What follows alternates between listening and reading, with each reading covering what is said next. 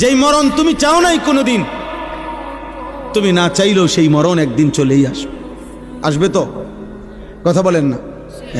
অতএব আপনি বুদ্ধিমান হন আর বেকুবন, চালাক হন আর বোকা হন, আপনি মরে যাবেন। আপনি হাসেন কিংবা কাঁদেন, মরে যাবেন।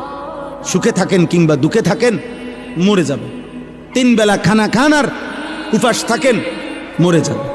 রাজপ্রাসাদের অট্টালিকায় থাকেন আর জীর্ণ কুঠির কুড়ে ঘরে থাকেন, মরে যাবেন। মরতেই হবে বাপ, চলে যেতেই হবে। হবে? কথা বলেন না কেন? হবে? হবে। অতএব দোস্ত, আল্লাহ এটাই বলছেন, বান্দা খামখেয়ালি করো না।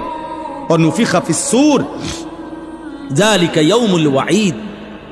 আল্লাহ তাআলা বলেন, ইসরাফিল ফু দিবে আর হাসরের মাঠ কায়েম হবে।